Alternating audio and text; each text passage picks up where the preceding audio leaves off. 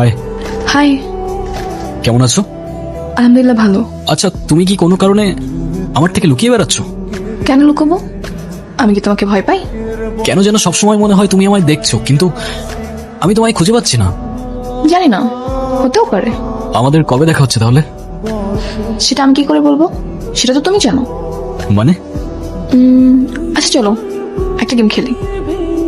কি গেম? আমি তোমার আশেপাশে থাকবো, কিন্তু তোমার সামনে আসবো না। যদি তোমার ফিলিংস আমার জন্য সত্যি হয়, তাহলে তুমিই খুঁজে নিও আমায়।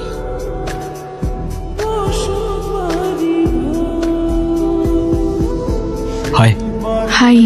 শেষ পর্যন্ত খুঁজে নিলাম আমি তোমায়। ফাইনালি।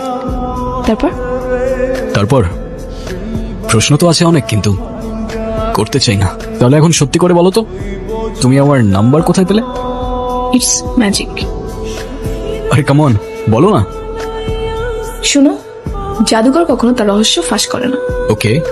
তুমি দেশে কবে ফিরছো? দেশে? এখন তো আমি দেশে যাচ্ছি না। তো কেন?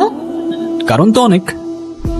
ওখানে আমি শুধুমাত্র অন্য কারো লেখা ক্যারেক্টার, আর এখানে আমি আমার মতো। আচ্ছা, তুমি আবার চলে যাবে না তো?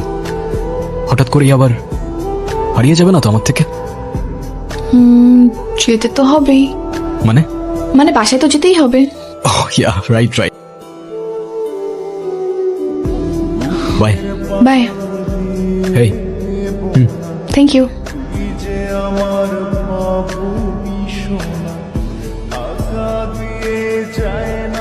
কি রে আদনান, কি হচ্ছে তোর? মনটা খারাপ লাগছে কেন? কিছু না মা, এমনি ভালো লাগছে না। চিন্তা করিস না বাবা, সব ঠিক হয়ে যাবে। আমি দোয়া পড়ে দিব। হ্যাঁ শোন, নিজের যত্ন নিস, ভালো থাকিস। হ্যালো, কে? আমি। আমি কে? দিয়া? কোথায় তুমি? তোমাকে 2 দিন ধরে কল দিয়ে যাচ্ছি আমি। তোমার ফোন সুইচ অফ কেন? আর আর এটা কার নাম্বার? কার নাম্বার? আমারই নাম্বার। আমি তো চলে আসছি। চলে আসছো মানে? কোথায় চলে আসছো? কেন, বাংলাদেশে? মানে কি আমাকে একবার বলবা না তুমি? বলে কি লাভ? তুমি তো বলছো যে দেশে ফেরার কোনো ইচ্ছা নেই, তো বলে কি হবে? তাই বলে তুমি আমাকে এভাবে না বলে চলে যাবা? আমার তো দেখা করতে হবে তোমার সাথে। তোমাকে অনেক কিছু বলতে হবে আমার, কিভাবে বলবো আমি? ঠিক আছে, যদি দেখা করতেই চাও তাহলে চলে আসছো বাংলাদেশে। কোথাও যাচ্ছিস? এই কয়েক বছর ধরে তোর তো কোথাও যাইতে দেখি নাই। সবকিছু রেডি করছিস, ব্যাগ গোছাচ্ছিস, কিছু বলছিস না কেন? চলে যাচ্ছি মামা। কোথায় যাচ্ছিস? বাংলাদেশে। এতে খুশির সংবাদ। আগে বলতিস তাইলে আমি আপাদুল্লা ভাইয়ের জন্য কিছু নিয়ে আসতাম। কিন্তু সব ঠিক আছে তো মামা? সব ঠিক মামা। মামা, এটা রাখো। এটা কি করতেছিস? প্লিজ মামা, এটা রাখ তুই। আমাকে আর লজ্জা দিস না। আরে মামা, Please. তুমি রাখো। আমি চলে যাচ্ছি দেশে, আর তোমার ব্যবস্থা না করে যাইতে পারলে আমি কি শান্তি পাবো বলো? তোমার সাথে দেখা হবে আবার ইনশাল্লাহ, দেশের মাটিতে। ভালো থাকিস, সাবধানে থেকো মা। কি রে, কেমন আছিস? এই তো ভালো। বাবা, তুমি কেমন আছো? বিন্দাস। মানে কি আমি এত বছর পরে আসলাম আর তোমাদের কিছু মনে হচ্ছে না? কেন মনে হবে? এতদিন আমাদের কথা মনে হচ্ছে তোর?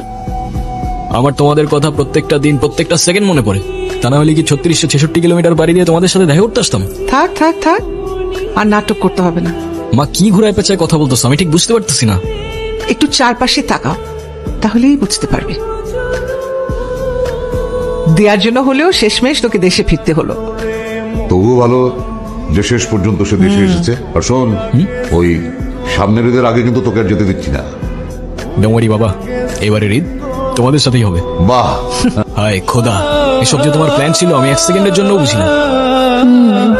বুঝতে পারলি কি আর তোমাকে এত সহজে দেশে আনা যেত? তো তারপর প্ল্যান কি? হ্যাঁ, সেটাই তো বলছিলাম। তাহলে প্ল্যান কি? কবে কথা বলতেছি আমরা? কোন বিষয়ে?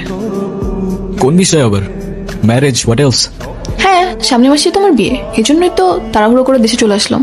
আর তাহলে এতদিন এসব কি ছিল? তুমি এই বিয়ে ক্যান্সেল করে দাও। কার সাথে বিয়ে হচ্ছে তোমার? আমি কেন না করতে যাবো? দিয়া, তুমি আমাকে ভালোবাসো আর আমি তোমাকে। এখন এসব কি বলতেছো তুমি?